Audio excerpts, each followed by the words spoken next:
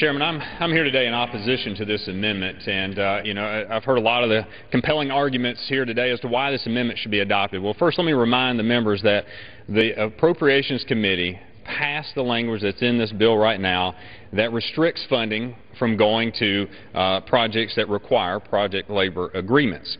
That's all this does, and I think we should all be for that. We should all be for free markets. We should all be for capitalism, for the best contractor competing against the best contractor and putting up the best price for the project. Now, they said that there were reports cited in the Wall Street Journal, and I just happen to have what the Wall Street Journal cited, and they did cite the independent study that was commissioned by the Department of Veteran Affairs that says in the study the Obama project labor agreements would likely raise the VA construction costs for hospitals by as much as 9% in 3 of the 5 markets. So it's clear that there is a study by an independent organization there that says cost will go up.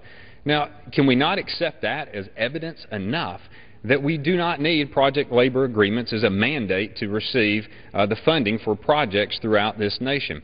I mean, we live in a day and a time in which, the debt and the deficit are out of control, and it seems to be what we spend our arguments about and our debates about is spending, and that's an important topic. But the number one issue facing this nation right now is the economy and the job losses. And Mr. Harris, he was so eloquent as he was talking about unemployment, 9.1% now. We all know that. We are here on the celebration of the 1 year since the beginning of the summer of recovery, and yet we don't see any recovery. These project labor agreement requirements by the executive order were placed in effect in 2009, and as Mr. Bishop referenced, this was good for jobs, good for creating local jobs. Well, where are the jobs? They do not exist.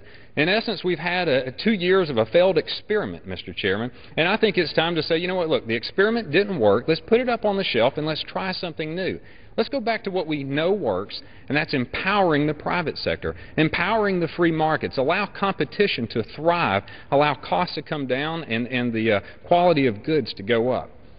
I have to tell you, Mr. Chairman, when I go home, it pains me to see the new for sale signs that are up, the new for rent signs that go up each and every time, and I'm sure we see it in every one of our districts as we go home. And oftentimes previously, 4 or 5 years ago, you might see a vacancy in a shop because they had moved out because they had expanded their operations and they were moving up.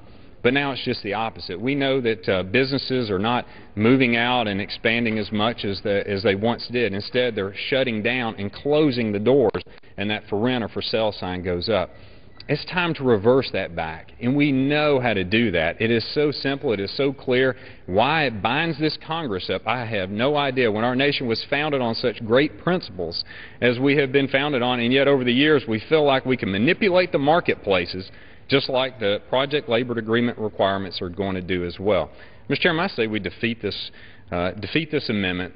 And when we think about that 1 year anniversary here of that summer of recovery declaration from last year, and I know there was a lot of hope that that summer of recovery would occur, but the one thing that is true, Mr. Chairman, is you cannot change the facts. And the facts are clear. Americans are ready to be empowered with new jobs and employment. The only way we can do that, though, is to empower the private sector, and let's get government out of the way to do it. Mr. Chairman, I yield back. Yields back.